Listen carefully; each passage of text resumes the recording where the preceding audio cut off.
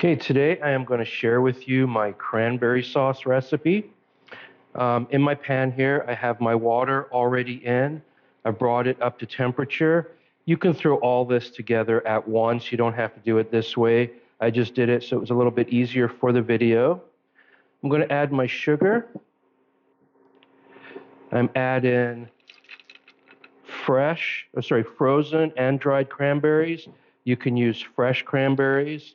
One thing I like to do, with around Thanksgiving, Christmas, when we start seeing a lot of cranberries in the store, I'll usually buy a little bit extra, throw them in the freezer. So throughout the year, I can make things with them. And then I'm going to add my spices here. As you can see, this is a super, super simple recipe, but it has done me so well for so many years. This is the cranberry sauce we always served with our take-home dinners at Christmas, at Thanksgiving, at Easter. And the really nice thing with this sauce is it'll last a good month in your refrigerator. So you can make it ahead of time. So even like the week before your big dinner, you can have this made in the fridge, one less thing to do. Or you can make it a few days before, make a little bit extra. And we used to put it on our charcuterie boards, our cheese platters. It makes a great, turkey sandwich. So lots of other different applications you can use for this as well.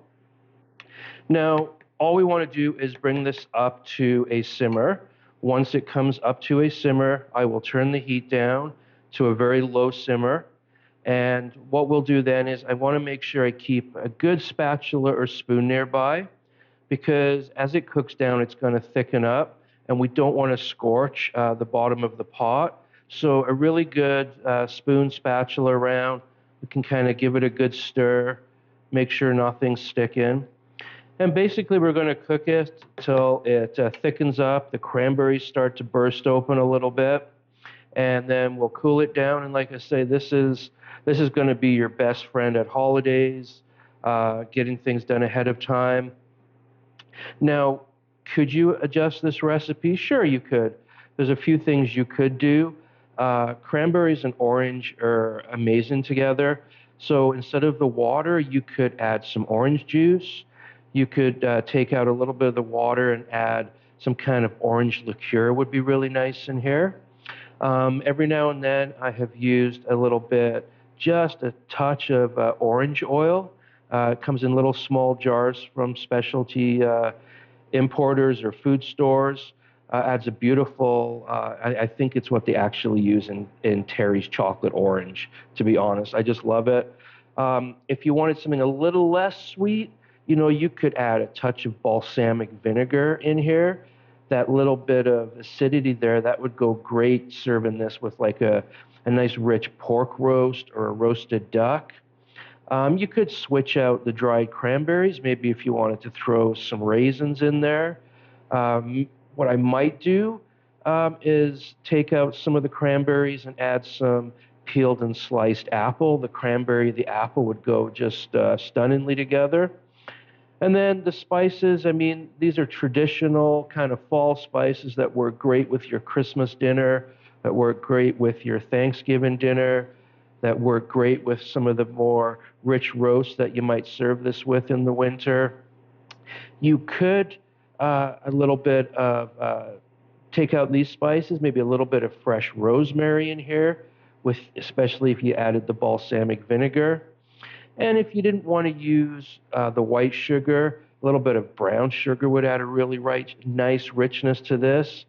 Even now that I'm kind of going off here, a little bit of maple syrup would be really cool in here. So you could, once you've got this down, really enjoy trying different things with it.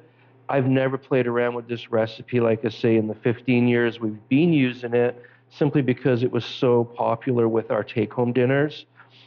Okay, it's come up to, a pretty vigorous simmer here, so I'm just going to turn this down. Again, very low, keeping my spatula handy. And you can see how the sugar is dissolved now. It's kind of loosened up a little bit. So we will let this simmer away and we'll come back in about 10-15 minutes and see where we're at. Okay, so we're about 10 minutes in to the cooking process here. And you can kind of see we're already starting to get the cranberries are starting to burst. We're starting to get a little bit of thickness here. You can kind of look at the bubbles here. They're still not as tight as I'd like them to be. They're a little bit loose. And by that, I mean it's more like water boiling as opposed to something thicker, which I'll show you a little bit later when we get to that point. I'm still making sure I give it a stir because this is where things could get interesting now if you have the heat on too high or you forget about it. This is when it can start to really scorch on you. I have it right now on a very low heat. This thing goes from 1 to 10. I have it on a 2. If you have too much heat, it will start to splatter on you. You can stop that if you have a little bit of a lid you can just set off to the side if you want, because you still want some air so the liquid evaporates. But right now, because I've kept an eye on my temperature, I don't have to worry about that. We're going to give it maybe 4 or 5 more minutes.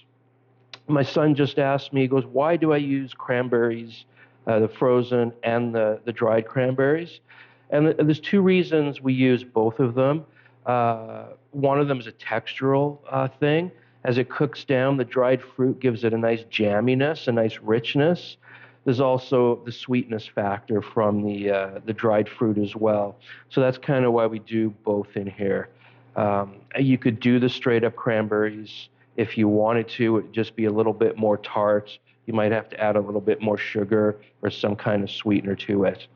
So again, I'm going to let this go for another 5 minutes, maybe not quite 5 minutes. You can see now, hopefully, these bubbles are getting a little bit tighter. So I'm going to just turn this down to a 1 on here, and we'll come back in a few minutes and see where we're at. Okay, we're going to zoom right in here. It's been a few more minutes, and you can hopefully see what I'm talking about with the bubble in here. It's not as loose as it was before.